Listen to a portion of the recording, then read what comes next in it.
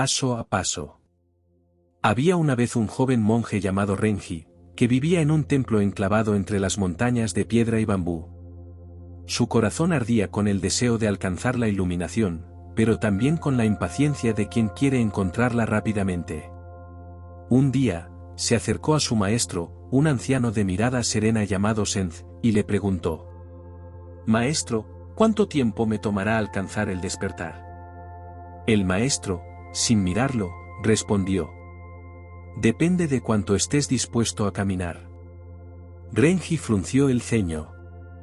«Estoy dispuesto a hacerlo ahora, todo de una vez. Quiero ir hasta el final sin detenerme». Senz asintió lentamente, se levantó con su bastón y señaló la montaña. «Entonces sube. Llega a la cima antes del anochecer, si puedes».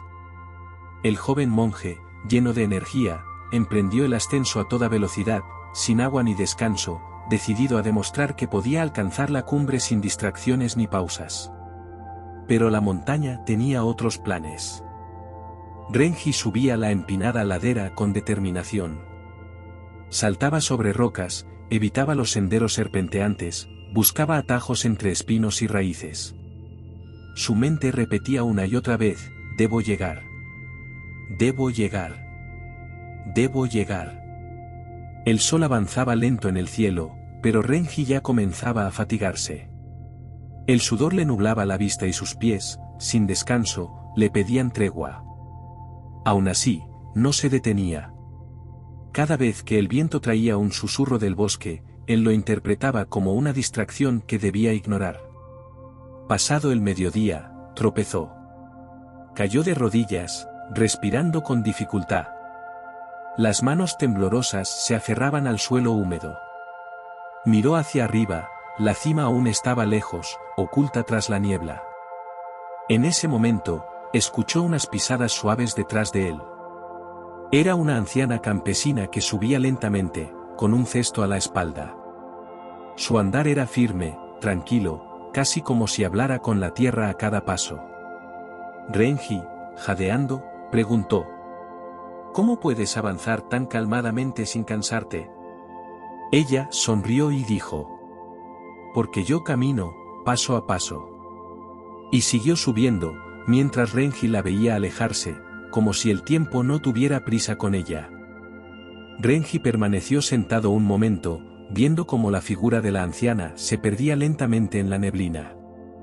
Su respiración comenzó a calmarse. El corazón, antes desbocado, latía ahora como un tambor suave. Se puso de pie, esta vez sin apuro. El camino seguía siendo el mismo, pero algo había cambiado en su interior. En lugar de correr, comenzó a caminar. Sentía la tierra bajo sus pies, la frescura del viento rozándole el rostro, y el murmullo de los árboles resonando como un canto antiguo. Cada paso tenía un sentido. Cada piedra, una enseñanza. Pronto alcanzó una pequeña curva donde un arroyo cruzaba el sendero.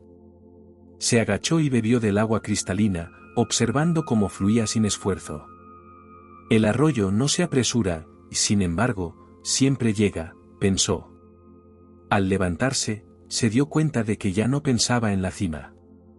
Estaba simplemente, caminando. Y por primera vez, sentía que el viaje lo estaba transformando más que la meta misma.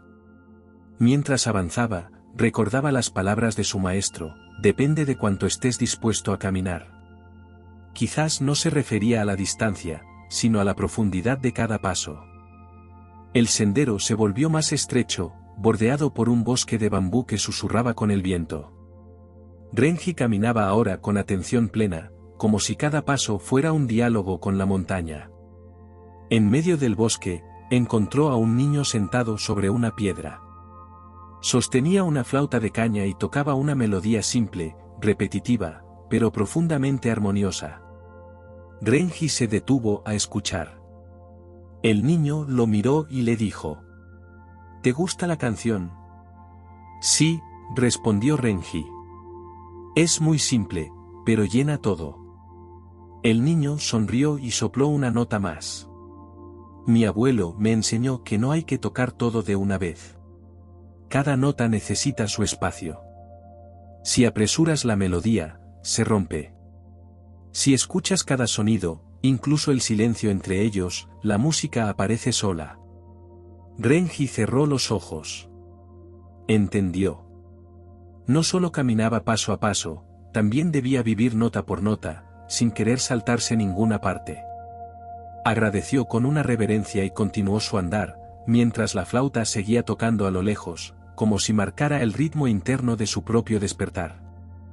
Más adelante, el sendero se interrumpía por un gran árbol caído. Sus raíces expuestas hablaban de tormentas pasadas, y su tronco, cubierto de musgo, parecía dormido sobre la tierra. Renji se detuvo frente a él.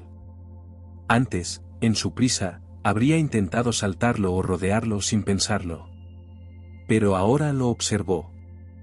Se sentó a su lado. Apoyó la mano sobre la corteza rugosa y sintió su frescura. No era un obstáculo, sino una lección. Mientras descansaba, vio como una pequeña flor nacía del hueco entre dos ramas.